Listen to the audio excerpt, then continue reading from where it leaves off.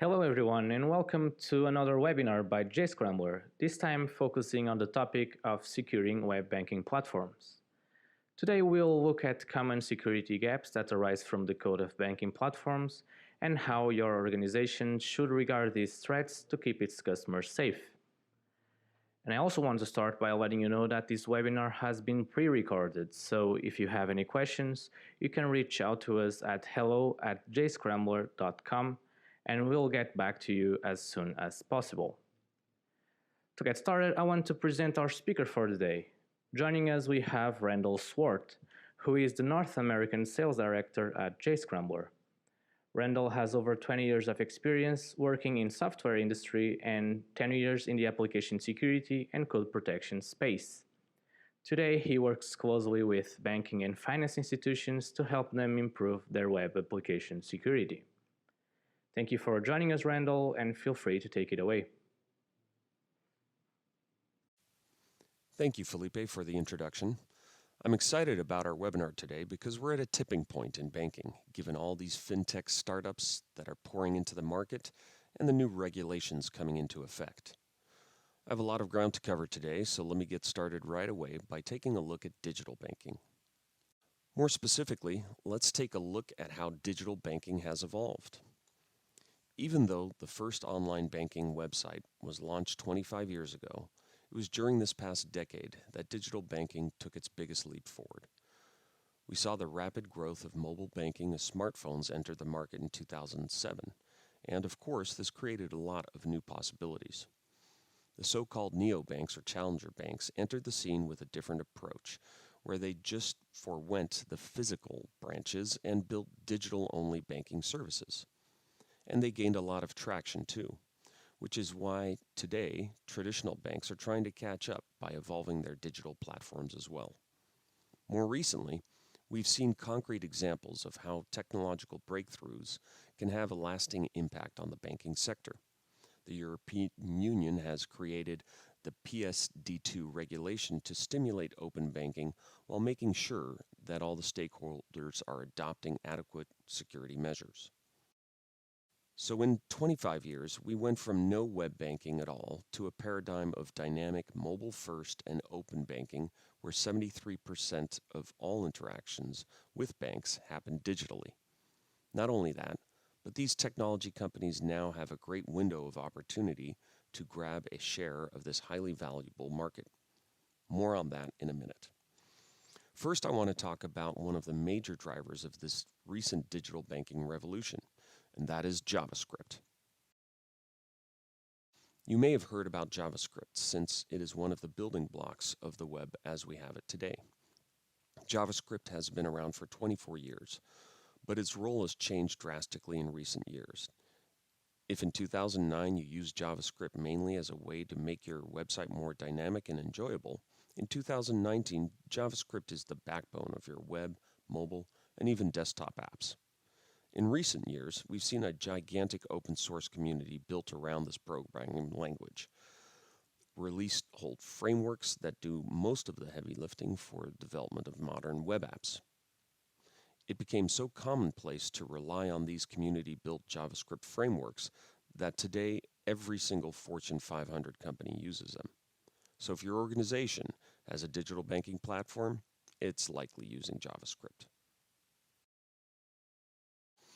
Even though these enterprise corporations are starting to take advantage of JavaScript frameworks as an added benefit to their business, neobanks, on the other hand, are building their entire business around the web and mobile apps using modern JavaScript.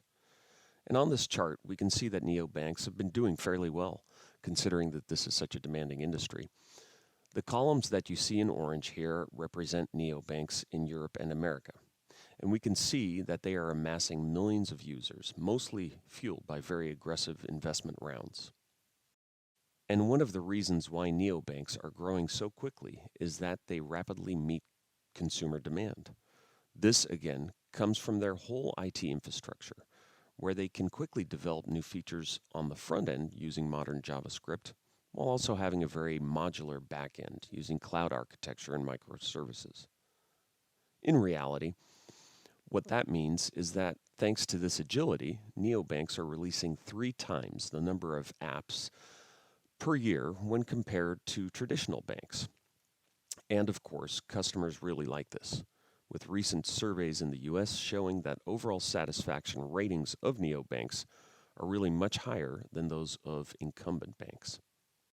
Well, speaking of incumbents, traditional banks couldn't remain indifferent to this. Retail banking apps were not just a fad, they were actually the preference for some very valuable customer segments. And so, many major banks have entered this new banking race by investing in their own digital retail banking brands. HSBC released Kinetic just a month ago, and the Royal Bank of Scotland announced their own app called Bo just 2 weeks ago. Santander launched OpenBank in late September, and the list goes on and on. All of these apps are replicating the same strategy for fast product development, using community-built pieces of JavaScript code to launch new features and stay ahead of the race. So it's accurate to say that all of this is happening thanks to this programming language. But while JavaScript is without a question a great asset for companies, there is one aspect to it that requires a lot of attention, especially at times like these when all of the focus is on adding new features and keeping one step ahead of the competition. That thing is JavaScript security. When we talk about cybersecurity in banking, we typically associate it with protecting everything that runs inside the firewall, especially the servers. With all the investment that went into it over the decades, one can assume that in most cases, everything that runs on the server side is protected. The same can't be said about the client side. This encompasses the environment where an end user actually interacts with the digital banking products or services. So we must consider the user's device, the browser, and the code that's being executed in these environments.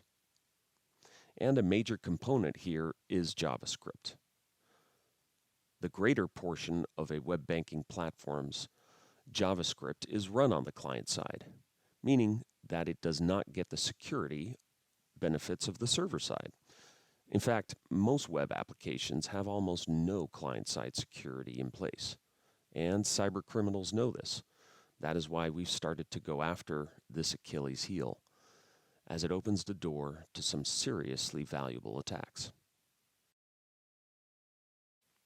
One of these attacks is retrieving valuable logic that is left exposed on the client side. An attacker can easily inspect the source code of the application and uncover valuable logic, potentially even compromise intellectual property. This same premise enables attackers to modify and tamper with this exposed logic. They may experiment with the code that handles the client authentication and use that knowledge to orchestrate an attack that steals users' credentials or even to hijack transactions. All these attacks directly compromise the ability of an organization to comply with the strict regulations such as PSD2. But let's see each of these threats in more detail. And first off, we have intellectual property theft. Before, I explained how everything that is contained in the server is more secure. So this would lead us to conclude that code secrets or sensitive code must be kept on these back-end servers. However, there are several use cases where this is just not feasible. This may happen because there's not a back-end server in the first place, as in the case of mobile applications. But performance is probably the most common reason to place code on the client side, as I will explain in just a bit. At the end of the day, banks don't want to expose their proprietary logic or code secrets and risk it being reverse engineered by either competitors or tampered by hackers or other third parties. So something must be done to protect this code running on the client side. And the same can be said about losing users' data.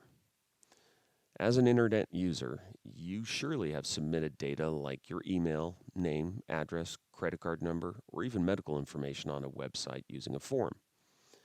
And as we know, the logic behind these forms is handled by JavaScript, so all this sensitive data will pass through the client side at some point in time.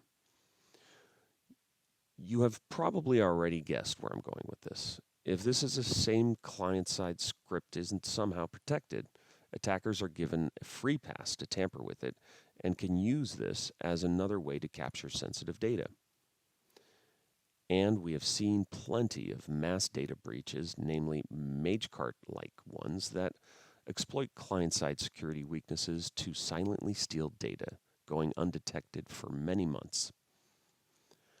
In web banking platforms, this gains significant importance, as it is a highly regulated sector where data breaches are not taken lightly.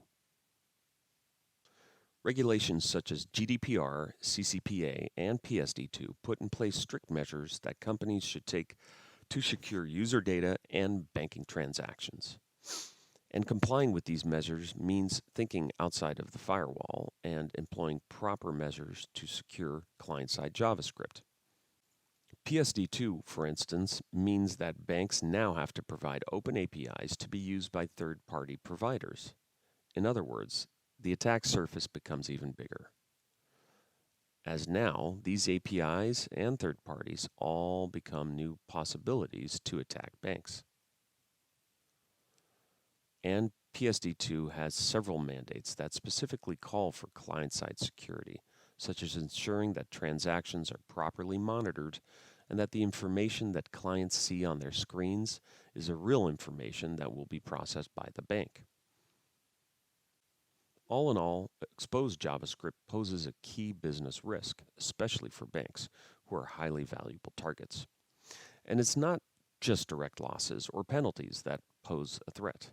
In banking, trust is everything, and the consumers expect banks to keep their money and their data safe.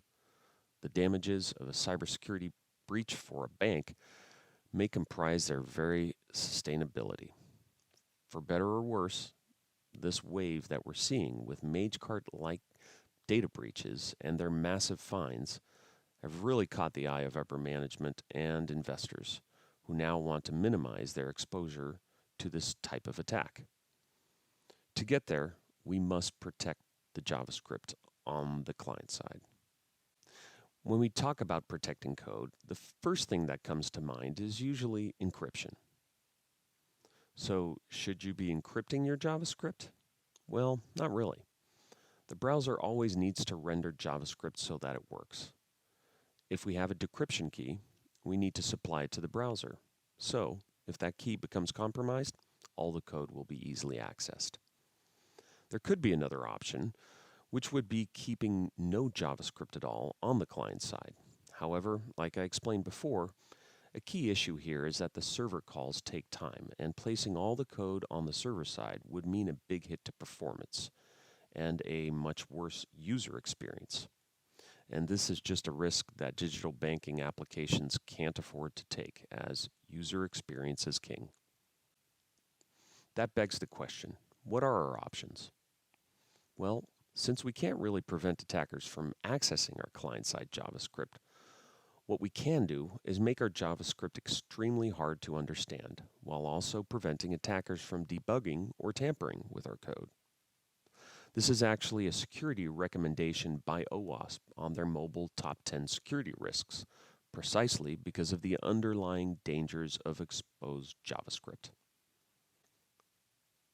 So let's take a look at how we actually protect this JavaScript code. Typically, one of the first things we want to achieve is to transform our source code into something that's completely unintelligible, but that can still be interpreted by the browser, just like the original code. This can be achieved by JavaScript obfuscation. This security layer includes a series of code transformations that turns your exposed code into a protected version of the code that is extremely hard to understand and reverse engineer.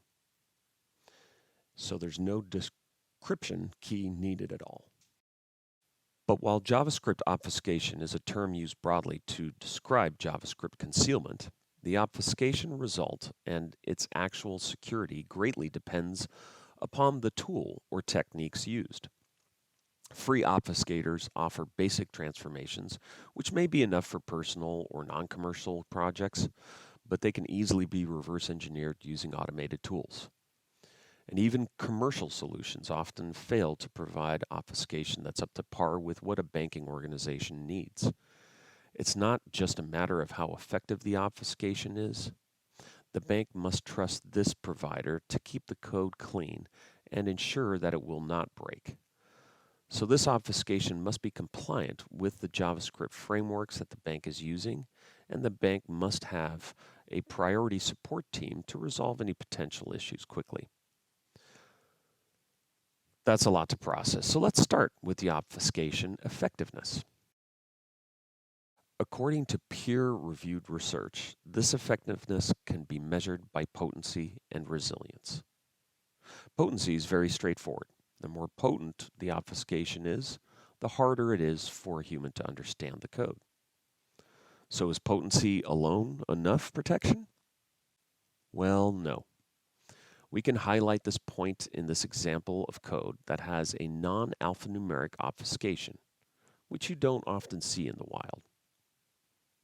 So the potency of this obfuscation is definitely high, since it seems impossible for a human to understand the obfuscated code.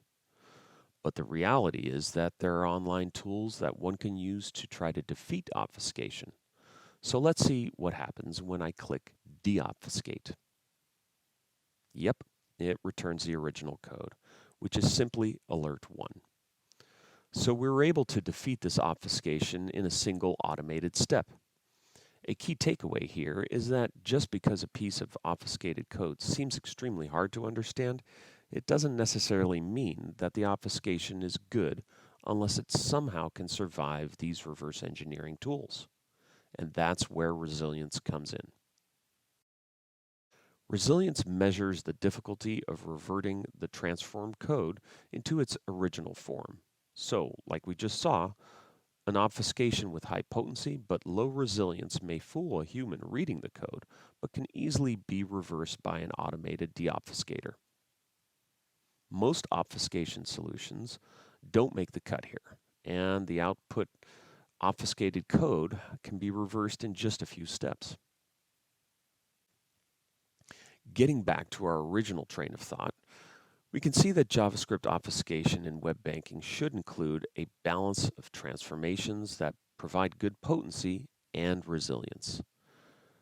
This should give the application a good level of protection against code theft and reverse engineering.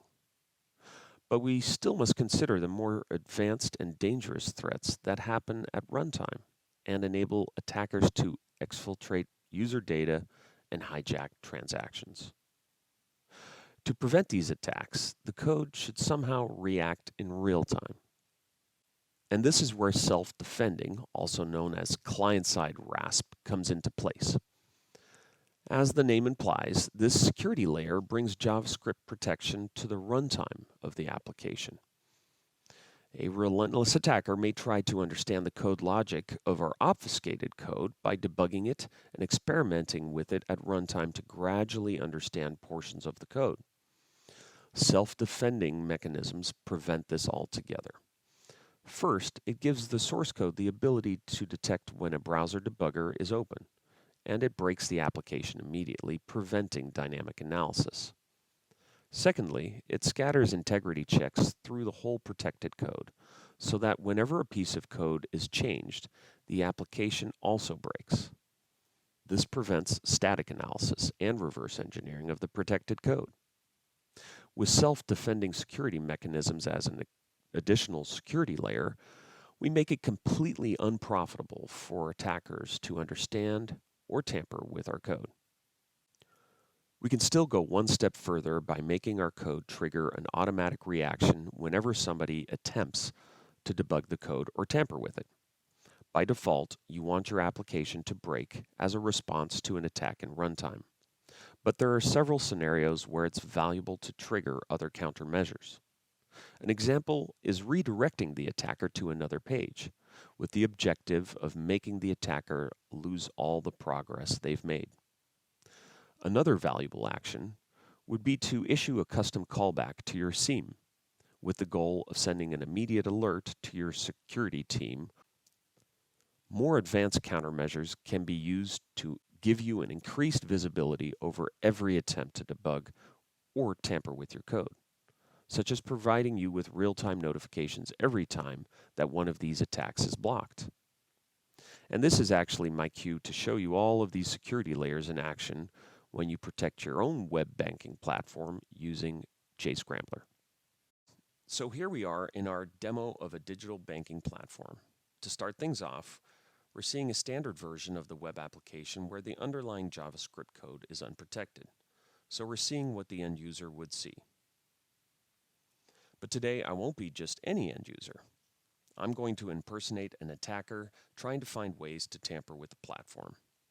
My final objective could be to steal the credentials of the legitimate clients from this bank. Just by taking a quick look around, I can see that the bank is using a virtual keyboard that their clients must use to type their password. So I think that's a pretty good place to start my attack. With this in mind, I'll try to understand the code running dynamically behind the login form and its logic at runtime. So I just pop open the DevTools here, and let's see if I can inspect a keyboard button. I'm going to select Event Listeners, and then key down, and here we go. This shows me the logic that handles this virtual keyboard. Now I can take this code and try to reverse engineer it, since all of the logic is right there. Of course, I won't be continuing this attack, but we were able to see just how easy it is to retrieve and ultimately tamper with this exposed JavaScript. Now let's change tracks for a bit and look at a more positive scenario. What would happen if this JavaScript was protected? And to answer that question, let me jump out of the attacker's shoes and into the shoes of the bank's lead application developer. I have the whole original source code of the digital banking platform, and I will protect it using the Jscrambler virtual appliance that is running on the bank's premises. So let me jump right into the Jscrambler dashboard to protect the source code. On the left side of the screen, I can see the file tree of my digital banking application, and by clicking on each file, I can preview the source code in the middle of the screen. We don't have any protected code on the right half just yet, but we'll see that there very soon. On the right side of the screen is where the magic is going to happen. Here I can go to the Templates tab to browse and select one of the predefined protection templates provided by Jscrambler. These are a combination of pre-selected transformations that I can apply to protect my source code with a specific goal in mind. In this case, I want to protect my web banking platform against debugging, tampering, and reverse engineering. Therefore, I will select the self-defending template. But I still want to tweak things a bit, so I'll move over to the Fine-Tuning tab. This is where I can customize my protection and also instrument how my application will react when somebody tries to tamper with the code. I scroll down to this Countermeasures section here, and I'll go ahead and select Real-Time Notifications so that I receive a notification whenever tampering or debugging is detected. Now I just need to apply all of this to my source code. So I click Protect App, and I get the new version of my code here on the right side of the screen. And I wanted to mention here that developers have the option of interjecting diversity into each protected build, yielding a different output every time they protect it. What this polymorphism achieves is increasing the security posture of my applications in production even further.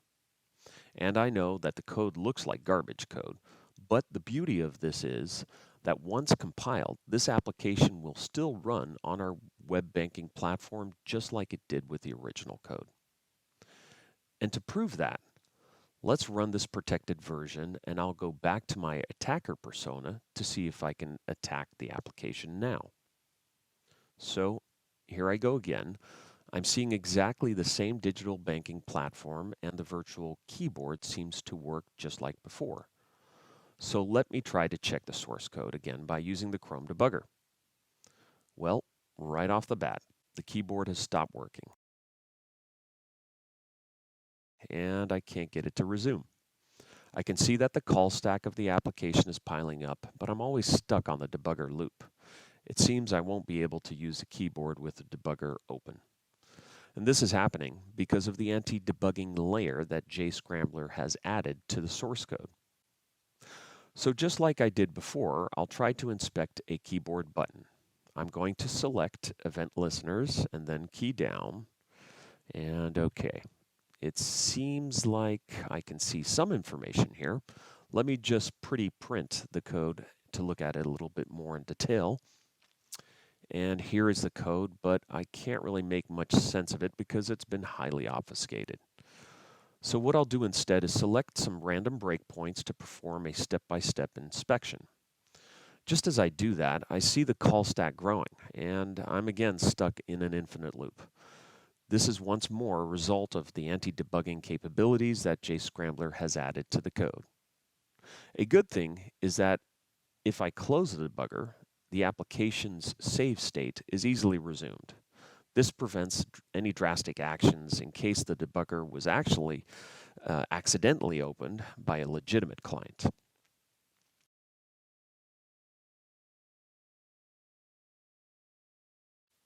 But I'm a determined attacker, so for my next step, I'm going to statically analyze the code and try to reverse engineer it. I've got the complete source code here, and again, I see that it's heavily obfuscated. It doesn't even seem like recognizable JavaScript. Still, I'll try to discover a function here, such as eval. And I do, in fact, see an eval function here. I would make an assumption that whatever variable is being fed to the eval, it will probably take me to the original code. So I tried to console log the content of the variable x. Let's save the code and run the app again.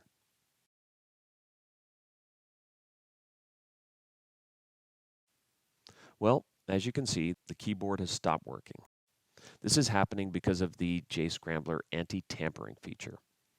When the application developer protected the app, Jscrambler scattered integrity checks throughout the code so that it can detect if its original functionality has been tampered with. So I failed to debug the app at runtime, and even to change the code statically to reverse engineer it. No matter how I try to tamper with this code, it keeps me locked out, and it makes me lose all progress whenever I seem to gain some ground. And I'll just leave my role as an attacker now to show you a valuable feature that is available to banking application developers and security teams. When they log into their Jscrambler dashboard, they will see this app live feed listing all of the attacker's attempts to tamper with the code. There is an alert for a debugger that was opened, and also that the self-defending capabilities were triggered. By clicking on one of these events, they can check for more details, such as the IP address of the attacker and the user agent. This gives them a way to better understand how attackers are trying to tamper with their application and eventually adjust their tactics to further increase the security of their application. One way to do that would be to add additional Jscrambler transformations or even countermeasures like self-destruct, which destroys the whole environment for the attacker. So I think this is a good place to stop the demonstration section and move on to some final takeaways. The main takeaways of today's webinar are that JavaScript is a major building block for payment and web banking platforms, and the fact that this JavaScript is completely exposed client-side, leaving these applications open to attacks. By easily accessing and understanding the source code of web banking platforms, attackers can retrieve proprietary logic and really jeopardize competitive advantage. Not only that, but they can also tamper with this code, finding ways to steal end-user PII or even tamper with the transactions themselves. Payment and banking JavaScript applications require a multi-layered protection solution. These banking applications need potent and resilient obfuscation, self-defending code, and strong countermeasures.